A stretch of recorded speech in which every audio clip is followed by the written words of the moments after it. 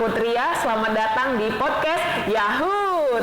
Kali ini kita bakal diskusi mengenai anak-anak yang bekerja di bawah umur. Di bincang-bincang hari ini kita bakal kedatangan bintang tamu yang udah nemenin aku, yaitu Putri Munawwarah. Sebelum kita masuk ke pembahasan diskusi kali ini, kita akan melihat tampilan-tampilan foto-foto yang udah dikirimkan netizen mengenai anak-anak yang bekerja di bawah umur ini. Selamat menyaksikan.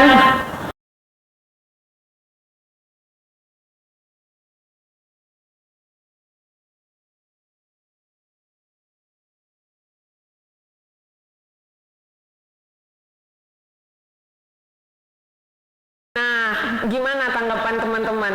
Udah setelah melihat foto ini. Nah, mari kita ajak Putri ngomong bareng-bareng ya. Hai Kak Tria, BTW makasih banget loh udah undang aku ke sini. Aku merasa kayak spesial gitu diundang ke podcast Kakak. Terima kasih Kak. BTW aku sebelumnya pernah ke Pajus, tapi baru beberapa kali sih, karena kan aku termasuk orang yang pendatang nih ke Medan. Tapi sebelum aku ngebahas Medannya, tapi aku mau kasih tahu dulu ke Kak Tria, mungkin nanti ke teman-teman yang lihat di YouTube juga. Aku sebelumnya pernah di Kota Banda Aceh itu sekitar 6,5 tahun, dan baru di Medan hampir 1 tahun. Jadi semenjak kuliah di sini dan beberapa waktu yang lalu gitu. Cuman saya sekarang mau ngomong, tapi bukan maksud mau membanding-bandingkan antara Kota Banda Aceh sama Kota Medan nih Kak ya. Cuma sekedar informasi aja.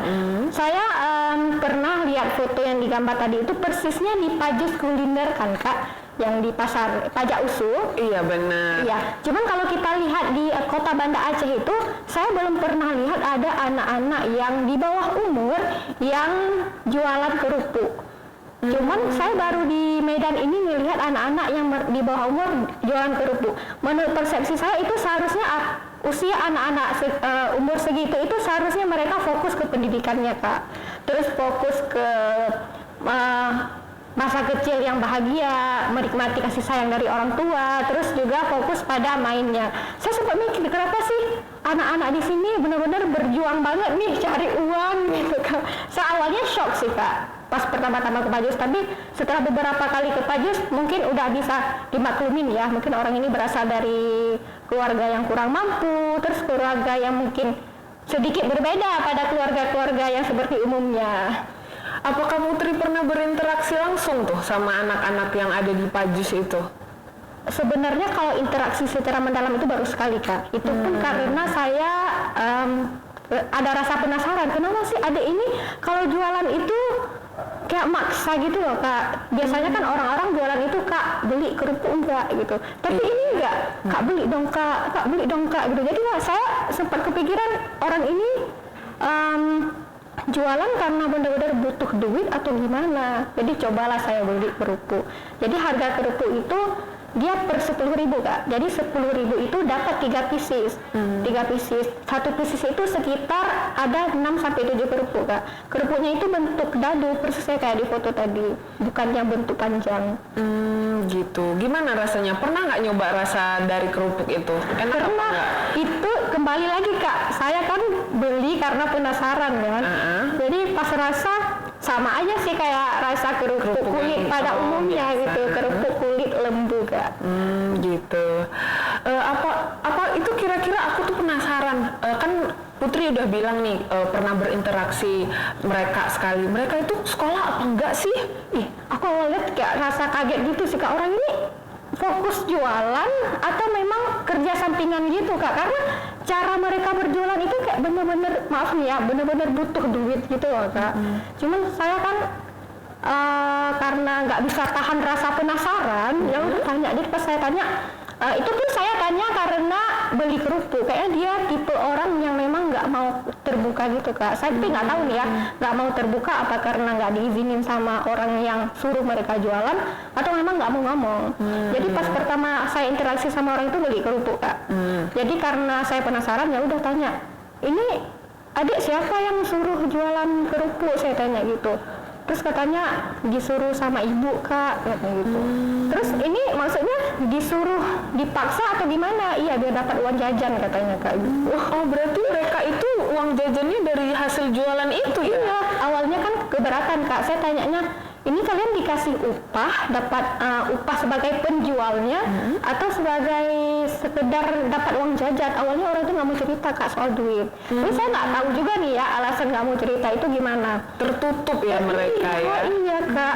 Terus ujung-ujungnya pas saya tanya namanya, tanya berasal dari keluarga yang gimana, baru orang tuh mau bilang, ini Kak kami jualannya sepulang sekolah, sekitar siang gitu Kak. Biasa kan pulang sekolah jam 1 siang ya Kak. Berarti orang itu start jualan jam 1 siang sampai Pajus tutup Kak. Pajus tutupnya sekitar jam 11 malam ya Kak. Lama juga ya ternyata ya. Lama banget ya.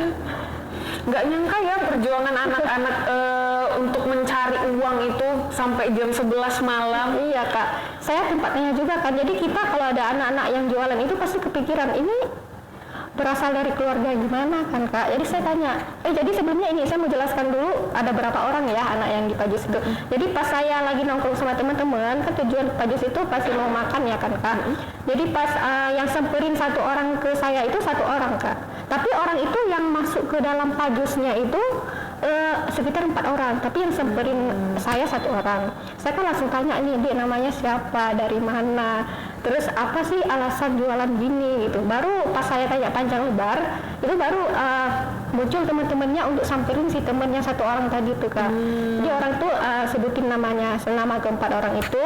Terus katanya mereka berasal dari Mandala Kak. Mandala. Jauh ya Mandala dari sini ya. Ternyata segigi itu orang itu Iya Kak. malam-malam. Saya sampai tanya Kak, jadi adik dari Mandala ke Pajus itu diantar atau gimana? Saya tanya. Katanya itu dari sana ke sini itu naik angkot. Terus dari sini balik lagi ke Mandala itu naik angkot juga. Dan ongkos angkotnya itu dibayarin sama ibu mereka. Berarti terlihat ya bahwa peran orang tua di sini itu kurang karena anak-anak itu bekerja sendiri ya. Iya Kak, saya tanya kan penasaran nih gimana latar belakang keluarga mereka. Saya tanya, ada yang jawab, ada yang orang ibunya yang kerja di luar negeri. Terus dia tinggal sama neneknya. Terus ada juga yang mempunyai keluarga lengkap, tapi ayahnya itu pengumpul botot Kak. Botot kayak barang bekas gitu. Tapi dia dijual lagi ke pengumpul botot yang lebih besarnya.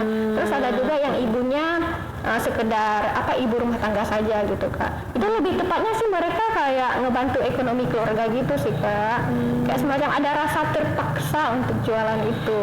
Kasiannya masih kecil, dia harus sudah menanggung beban seberat itu, harus sudah kerja keras. Nah, kita ini udah ngobrol nih tentang anak-anak di bawah umur ini. Nah, gimana nih tanggapan Putri sendiri, perspektif Putri mengenai anak-anak tersebut? Saya pengen bilang ada positifnya, terus ada dari segi negatifnya Kak. Dari segi negatifnya, ini menurut pandangan saya ya Kak, itu mereka itu nggak seharusnya di usia mereka itu cari banting tulang untuk mendapatkan uang. Itu yang negatifnya. Tapi positifnya, kita masih beruntung nih anak-anak itu nggak melakukan tindakan yang nggak baik seperti copet, mencuri. Iya sih benar ya. Mestinya sih harusnya ada tindakan pemerintah ya yang melindungi dan menaungi anak-anak itu. Apalagi mereka kan masih anak-anak di bawah umur, mestinya mereka menghabiskan waktu mereka untuk bermain. Benar kan ya? Iya Kak, saya setuju gitu. Demikianlah bincang-bincang kali ini tentang anak-anak yang bekerja di bawah umur. Aku Tria dan Putri sebagai narasumber undur diri. Sampai ketemu di podcast selanjutnya. Jangan lupa untuk like, komen, dan subscribe ya. Dadah!